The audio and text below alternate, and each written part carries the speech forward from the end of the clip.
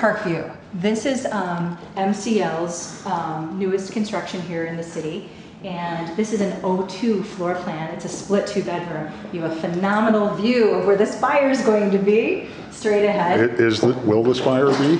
I think it will. I think the city wants it. I think it's the right building. It just isn't the right time. Daley wants it. The architect, of course, wants it. This is on its second developer. I think a lot of people forget about that. It was originally going to be the Chicago, or the Fordham Spire. Fordham Spire, before it was the Chicago Spire.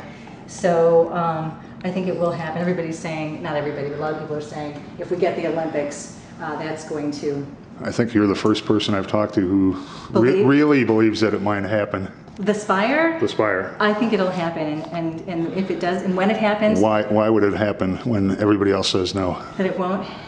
Because a lot of things happen in Chicago that a lot of people say won't happen. We were talking about the Hancock and all of the hurdles that had to face. It's just a matter of when.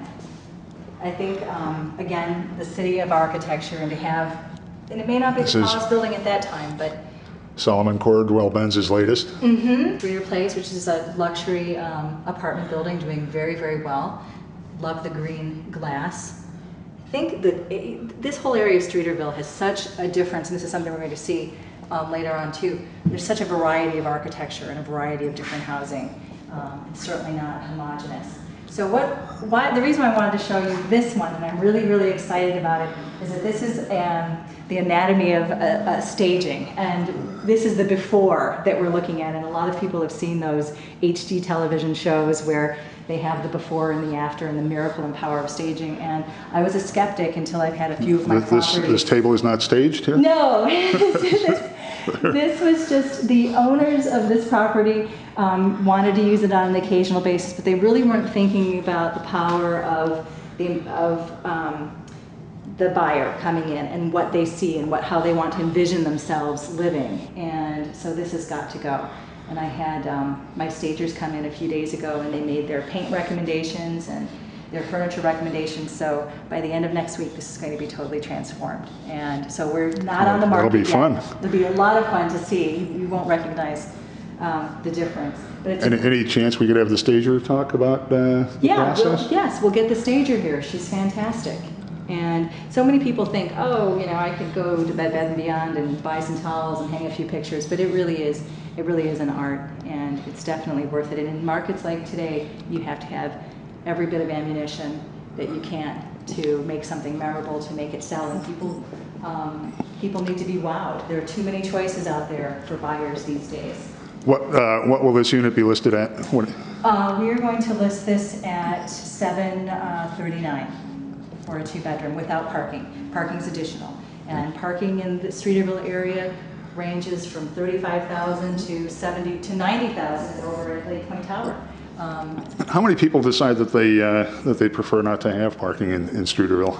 Surprisingly, lately I've been selling a lot of units without the parking. I think that the accessibility of the go cars and zip cars has made the idea of not owning a car less practical. I think it's still a very good investment. I think it's one of the best investments to buy parking. You can always rent it out. Rental parking is very much in demand, but it seems that the trend from a sales perspective has been I've sold a lot of units without parking, especially to the weekend second homeowners and people who are here occasionally. I love this view. It's so tranquil with the sailboats and the entrance to... We're now in the master bedroom? Yes, this is the master bedroom. And you're overlooking the park, which is part of the whole ParkView, the new dog park with the sand. You see somebody and we can see the dog. pad where the East Second Tower will be built here if it ever is. And then the other parking lot was where the Postigo was going to be built, but that had been put on hold. And I think, is that the site that David Hovey owns now? For I don't know. He owns a site for a high-rise down here, It could be. which everyone is excited about because of his architecture. Great views of Papa George Haynes' 600 Yes. Lakeshore Drive, Yes. South Tower. It's a gorgeous building. And it was really a brilliant design, because you see lake from the balconies that jut out, and they're recessed balconies, so you have the privacy. And then also the 5. And Buzz Rettenberg has installed a really fun art collection Mm-hmm. in the hallways and in the common areas over there. And then his other building, this was the 530.